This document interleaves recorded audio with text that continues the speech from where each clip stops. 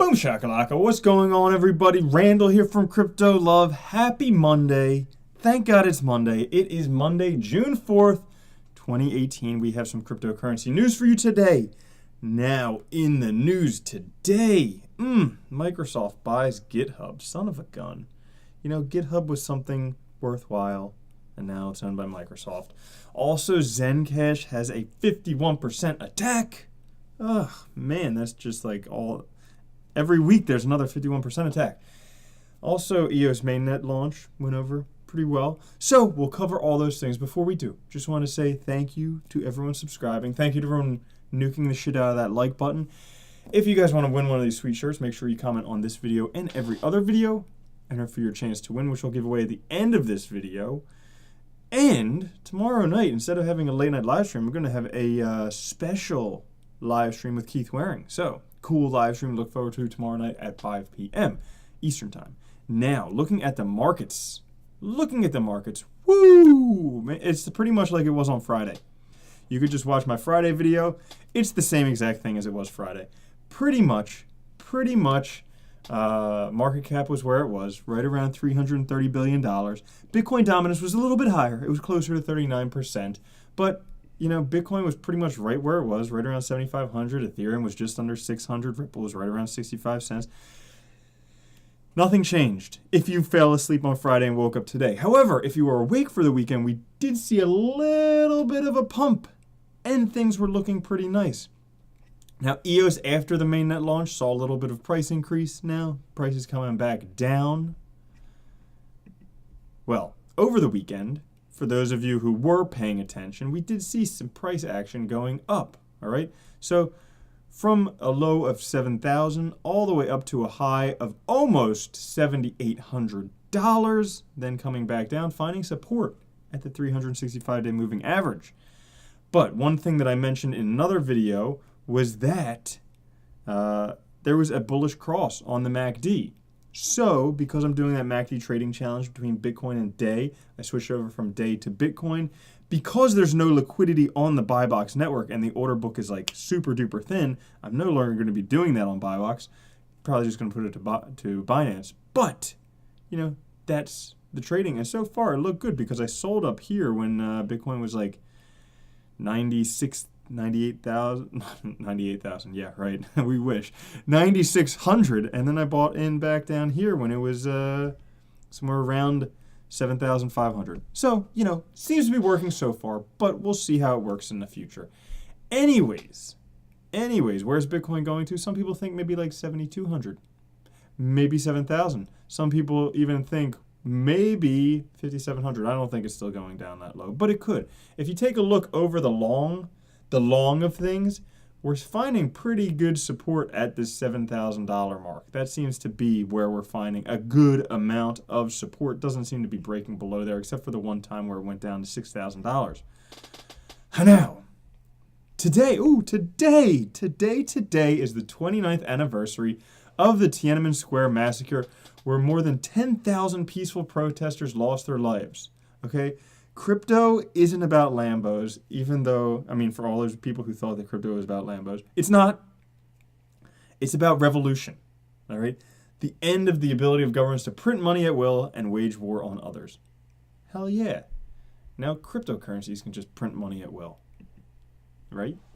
Or not, but yeah, end of government money doing this stuff. Now, big news today, Microsoft buys GitHub. Bitcoin devs call for an exit. So GitHub is the open source repository where a lot of cryptocurrencies, including Bitcoin, put their code on there so everyone can see it. However, now that it's owned by Microsoft, this behemoth who is completely against open source, well, they kind of have some open source stuff, but this mostly non-open source behemoth, a lot of Bitcoin core developers are reacting angrily to the news, saying that they should leave. And yes, Bitcoin core developer Vladimir Lan wrote on Twitter when asked whether devs should abandon GitHub permanently.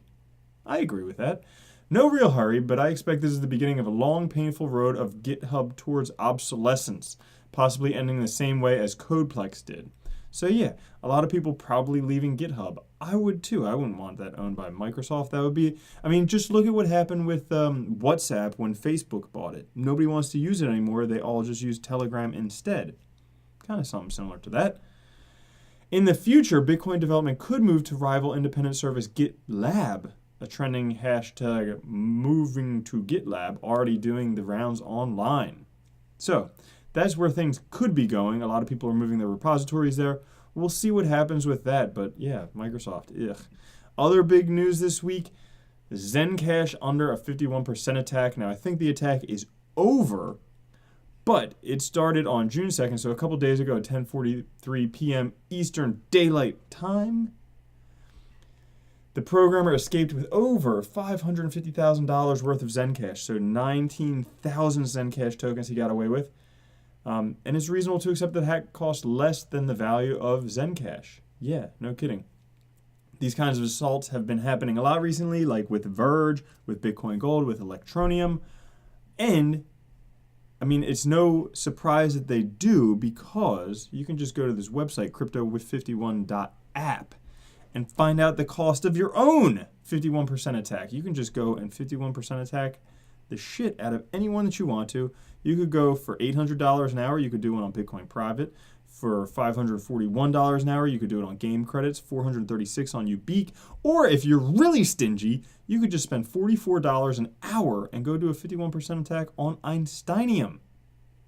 Simple as that. Now, I mean, you can go into, or I mean, if you really want to be cheap, you could do $7 an hour on Mooncoin or $0 an hour on Catcoin. So you could really do anything you want, and you could rent that hashing power from NiceHash.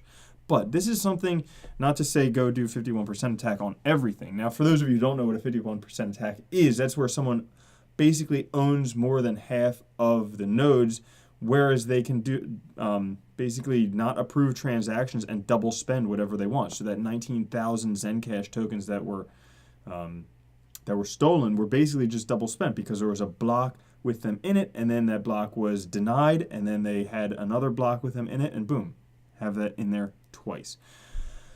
So, but this is something to consider when you invest in proof of work coins, because you want to take a look at this, again, crypto51.app, and make sure that the ones that you're investing in are not that easily hacked. Okay, look at Bitcoin. You can only rent 1% of the processing power needed, of the hashing power needed to do a 51% on the Bitcoin network, not to mention it costs over $500,000 an hour. Same thing with Ethereum, costs $500,000 an hour, you can only rent 12%. But if you're looking into those other things like Bitcoin, if you just got into that one because of the pump that they had with getting listed on Binance, well, look at that. It's only $1,000 an hour, and yes, you can rent everything from NiceHash. So just makes you think. I'm just trying to protect you guys out there, doing what I can. Now, EOS mainnet launch this weekend. They had a big 4-day party streaming nonstop on YouTube. But, EOS had that year-long ICO, one of the longest ICOs aside from Bitcoin and Ethereum, to fairly distribute tokens. But less than 1% of EOS addresses hold 86% of the tokens. Holy shnikes, those are probably people who got in early when it was 50 cents a piece. But the 10 wealthiest addresses hold 50% of the total supply. Decentralized? Maybe not. Maybe not. But is that fair distribution? I don't know. I just wanted to throw some fuel in the fire. And because Ripple's in the news every freaking day, it announced a partnership with 17 top universities and invested $50 million. Okay, so it announced the University Blockchain Research Initiative, which is cool because they're getting blockchain into schools, which means it'll be developing in the future. Very cool. All right. It's committing over $50 million to support and accelerate academic research, technical development, and innovation in blockchain, cryptocurrency, and digital payments. Now, which 17 universities, you may ask? Well, among them, Princeton University, MIT, University of Technology of Delft, Australian National University College of Law, IIT Bombay, Korea University, Fundacalgen, Caval Vargas, and some others. University of Pennsylvania, UNC Chapel Hill, University of Luxembourg, University of Nicosia, University of Oregon, Waterloo, Hyderabad, Haas School of Business. So, yeah, they're good. They're doing that. Now that's like, if you do the math, it's like 2.5 million per university, but very cool. They're going to be researching blockchain. Now, good news here. China State TV says blockchain is 10 times more valuable than the internet. So if you calculate how much value is on the internet, multiply that by 10. That's how much is in the blockchain, which is very cool. It has 10 times more value than the internet. And so the real value of the internet is the aggregating individual pieces of information into one place, which is exactly what Google and Facebook do. We're now entering an era where everything's decentralized, where everyone owns their own stuff. That's the real value of blockchain. That's what makes it exciting. Now, contrary to that, Charlie Lee's brother, Bobby Lee, says the blockchain cannot be used for real-world applications. So China says yes. Bobby Lee, who might be Chinese, says no. All right. And he goes into a whole bunch of, a big freaking thing right here. If you want, I wasn't going to read that to you. He goes into a big thing right here. But basically he's saying that 95% of ICO projects claiming to be blockchain projects, when in fact they're just database projects.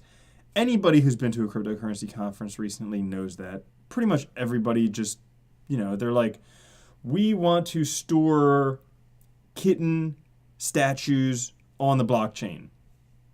That's our idea. $30 million. How about it? We got our ICO going on. Our advisors, John McAfee, Roger Ver.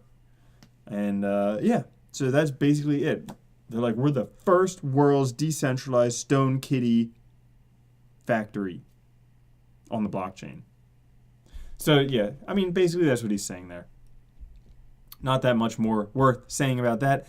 Over the weekend, Lisk's mainnet halts. Okay? The butthole's puckered up. What happened with Lisk? Everybody wants to know what's going on with Lisk. Well, I'll tell you, it was actually based on their very, very secure network. So, I think it was on the 2nd or the 3rd maybe. All transactions and processes on the Lisk blockchain network were brought to an abrupt halt in an automated manner when the security feature on the blockchain was triggered by malicious code. Notably, the 150-odd transactions which were in the pipeline were not included in the blockchain, so no funds were lost. Very cool. Very strong security. Mainnet shuts down. Now, granted, some people may not like that because they could have had one of those 150 transactions, but nobody lost money. Okay? So Max Kordek, the CEO, stated that similar edge case incidents had happened 2 or 3 times in the past. He further said that the Lisk blockchain remains secure in such scenarios and that the software update carried out to resolve such issues went without any glitch. Also affirming that the user's funds were all safe and that a fix had already been discovered and implemented. Way to go, Lisk. Way to freaking go, Lisk. Just good stuff for Lisk. I still like Lisk. Vitalik Buterin talking about sharding and plasma could scale Ethereum. I never in my days would have thought that when someone said sharding, I would think of anything other than shitting while trying to fart. Never in my days. But now, whenever somebody says sharding, I immediately think of sharding with blockchain, not pooping your pants while trying to fart. Go figure.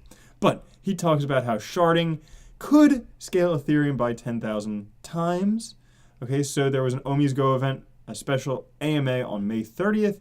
It featured Vitalik, and he talked about basically how Ethereum's going to scale. So layer 1 is going to be sharding, so this is going to be done on-chain, where instead of every node holding all of the information that's going to be split, is going to be sharded, okay? And some information goes different places. Now, there's also going to be a second layer called the plasma layer, which is similar to the second layer solutions we're seeing for Bitcoin, other networks like Lightning Network, like Raiden, like Trinity, like Liquidity Network, all of those things. So second layer solutions. Now, if you add 100x from sharding and 100x from plasma, these two basically give you 10,000x scalability gain. And then somebody asked, will the OMG network scale up to 1 million transactions even without sharding? And Vitalik says, if it does, sharding will scale up to 100 million. Booyakasha. That's a lot. 100 million. Damn. Also good news about Bitcoin Okay, Visa network crash. This was a busy weekend. A lot of stuff happened over the weekend. Visa network crashed as Bitcoin boasts 99.99% uptime since Genesis block.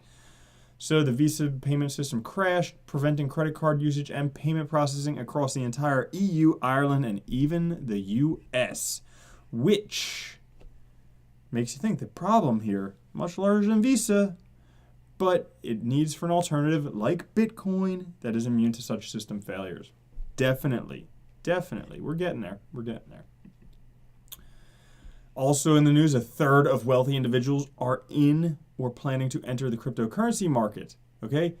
The mainstream expansion is clearly evidenced by the fact that more than a third of wealthy individuals around the world are likely to be successful investors are telling us that they've already exposure to crypto or that they will have by the end of the year.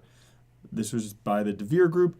The survey's findings demonstrate that high net worth individuals are increasingly unable to ignore the huge potential of cryptocurrencies, the huge potential gains, the huge speculative gains. But, yes, a third of the wealthy people are in crypto. And probably some of them are people who were in crypto a long time ago. Now they're just in the wealthy because they were in it for a while. Now, WAN chain, it's not WAN chain. WAN chain made it into the news today because they could be having support on the Ledger Nano S by next week. As you can see right here, WAN chain should be released next week. Please have a look at our roadmap for more info. This is the roadmap here. Pretty interesting roadmap. You can go if you look on their Twitter, then they have this Trello.com article. But, some new ones coming out soon, potentially Cardano, LSK, IOTA, WAN chain, Nano Waves, Blocknet, POA, Tezos, Nebulous, Cosmos, all on the Ledger Nano S. That could be very cool. IOTA in the news. They unveiled Cubic. Now there was talk about Cubic before. Now they're talking even more about it. It's giving clarity on its enigmatic Cubic project, which describes it as the most significant contribution to the IOTA stack to date. What does that mean? Well, let me tell you. Cubic is a new protocol layer for the IOTA Tangle. Okay, it's purportedly offering IOTA the functionality of a fully fledged smart contract platform such as Ethereum, you might have heard of that one, while offering the scalability, zero-fee utility permitted by DAG technology.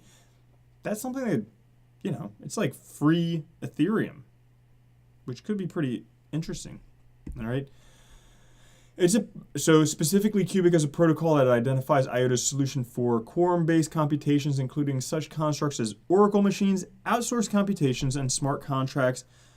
Also, cloud or fog-based permissionless multi-processing capabilities with Tangle. So this is basically a huge project they have to take on everything. So smart contracts, distributed computing, oracles, messaging, peer-to-peer crypto, all this different stuff on IOTA. I'd say that's a big announcement for IOTA. Lastly, just because I didn't talk about it last week, so Coinbase acquired Paradex. Now, this is no new news, but, I was thinking about it a bit more over the weekend. So they acquired Paradex. They're basically rebranding GDAX to Coinbase Pro, which is going to be their tool for professional traders, institutional investors, including the Paradex decentralized exchange as one of the services it offers. ZRX, which is what Paradex is based off of, is looking forward to seeing and helping more relayers start up and grow exponentially across new use cases and geography as the technology matures. Now, what does that mean? Well, does that mean that ZRX is going to be listed on Coinbase? Potentially. But it's certainly one of the closest ones to be listed on Coinbase. But, there may be a lot more cryptos listed on Coinbase too. I remember months ago, Coinbase was talking about how they were going to offer all these different ERC20 tokens on Coinbase. So we'll see that happening. That's good news for ZRX, Paradex, all that fun stuff. Now, let's get into it. What you guys want to know. All right. There were 4 videos. We'll get to 0 eventually. There we go. There were 4 videos over the weekend. Somebody's going to win a shirt. Okay, if you guys want to win a shirt, make sure you comment on the videos. Make sure you comment on every video to increase your chance to win, because I give one away on every single video. Even if you don't watch the video and you're bored at work, just go comment on the video. Say like, hey, shave your beard or something like that. Then you enter for your chance to win a t-shirt, which I'll send to you absolutely free. So there were 4 videos. Number 1 will be the crypto news video here. Number 2 will be the Huli Coin video. Number 3 will be Origin Trail interview. Number 4 will be Bitcoin to the moon. Now, let's see who wins. Ready? Brrr. Number 4, Bitcoin to the moon. Bitcoin to the freaking moon. All right, we'll get the URL here, and then we'll find out who's the winner. We will find out who's the winner. Love it, love it, love it, love it, love it. Guys, so fun in crypto, isn't it? So fun. Could you imagine if this is really, truly kind of like the beginning and everything we have gets multiplied like 100-fold? Oh, my goodness. 127 unique comments. And the winner is... Who's going to win today? The winner is... Andra Kulafe. Wish I had more money I could put into crypto. Slowly, slowly, peace, peace. Well, Andra Kulafe, I can't send you more money, but I can send you a t-shirt. A Crypto Love t-shirt. You can wear this around town. And then you could go with like a little begging dish around town, and maybe people will give you more money. They'll be like, wow, that's a sweet shirt. Let me give you some money. You can put that money into crypto, and then, boom, absolutely wealthy. Andra, congratulations. Congratulations, congratulations. Email me at the email on my About page. I will send you a t-shirt free of charge no matter where you are in the world. All right, anywhere, I'll send that to you. Guys, thank you so much for watching. It's been an absolute pleasure. I will catch you. I have an episode coming out today. Ooh, actually, yes, for those of you still paying attention, there's an episode coming out today. Very interesting platform by the team over at Coin, also called Cash. They've put together an ICO platform where you only need to do the KYC AML once. And then it's done, once and done. So make sure you check out that interview. And then, yeah, I will catch you all later. Love you very much. All right, peace.